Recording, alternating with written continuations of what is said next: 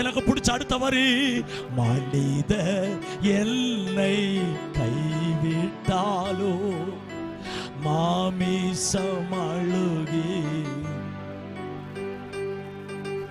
மனிதர் என்னை கைவிட்டாலோ மாமிசம் அழுகி,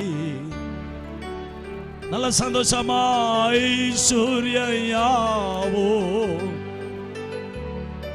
ஓ ஆகாதவன் என்று அவருடைய சமூகத்தை பிடிங்க. ஐஸ்வர்யம் ஓ ஆளி திட்டாலோ ஆகாதவன்,